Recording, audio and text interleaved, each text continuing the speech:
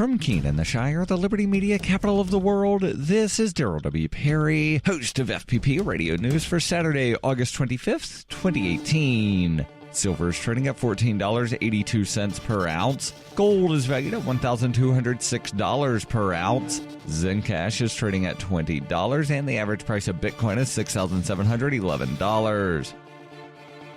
Antiwar.com reports the recently founded rebel group, the Military Command Council for the Salvation of the Republic, CCMSR, has reported that they attacked Chadian troops along the Libyan border earlier this week, routing them and forcing them to withdraw. The CCMSR seeks to overthrow the DB government in Chad. The movement has a number of former Darfur rebels in its ranks, as well as allies of former President Habré. Habré is serving a life sentence in Senegal for crimes against humanity. CCMSR says that the attack took place on Tuesday morning and that the army forces fled in total disarray, leaving behind sheep carcasses and heaps of food. They did not offer any casualty figures. Chadian military officials offered conflicting statements. The security minister denied that any rebel attacks had taken place at all, while other military officials were quoted by Reuters as confirming fighting had taken place without providing any details.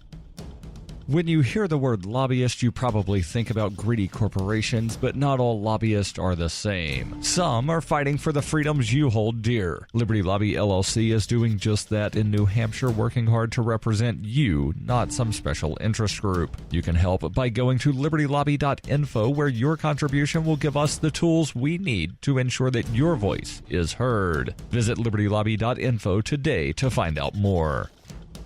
UPI reports President Donald Trump on Friday said he asked Secretary of State Mike Pompeo to cancel his planned trip to North Korea, saying he does not believe efforts to denuclearize the peninsula are going as planned. Pompeo was scheduled to travel to North Korea for the fourth time next week to discuss plans to end Pyongyang's nuclear weapons program. North Korean leader Kim Jong-un agreed to end the program during a June meeting with Trump in Singapore. Trump wrote in a series of tweets Friday afternoon, "I have asked Secretary of State Mike Pompeo not to go to North Korea at this time because I feel we are not making sufficient progress with respect to denuclearization of the Korean peninsula. Additionally, because of our much tougher trading stance with China, I do not believe they are helping with the process of denuclearization as they once were, despite UN sanctions which are in place."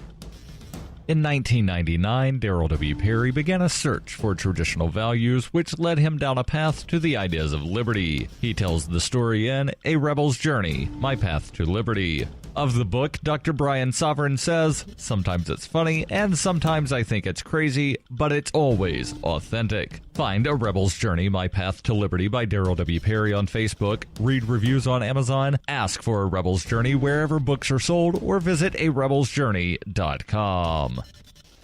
Reuters reports University of North Carolina police charged 3 people in connection with toppling of a Confederate soldier statue on the Chapel Hill campus, according to an official on Friday, as the school braces for another on-campus rally over the weekend. At a rally earlier this week, protesters used a rope to pull down the statue known as Silent Sam, erected in 1913 to honor soldiers of the Confederate States killed during the Civil War. Each of the 3 people faces misdemeanor charges of riot and defacing of a public monument, according to University police spokesman Randy Young. Young added that the 3 are not affiliated with the University of North Carolina. A police investigation may result in additional arrest. The incident was part of a movement to dismantle U.S. Civil War symbols that critics say glorify the South's legacy of slavery. Many Americans see statues such as Silent Sam as symbols of racism and a glorification of the South's defense of the institution of slavery. Supporters view the memorials as important symbols of American history. The university said in a statement on Friday that it expected a rally on Saturday on campus and in town, and it was working with local officials and local law enforcement to ensure safety. The university said, "We do not know for sure what groups may attend, but we are mindful that the current atmosphere is highly charged, urging people to stay away. Some students and others have received threats because of Monday's events." The university police reviewed video on Tuesday to identify the protesters who toppled the statue. The UNC board chair, Harry Smith Jr., and President Margaret Spelling denounced the toppling of the statue. UNC system board member Tom Goolsby said in a statement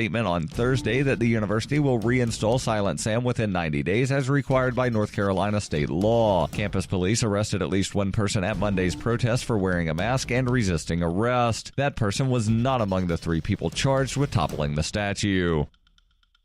This has been FPP Radio News, online at FPPRadio.com.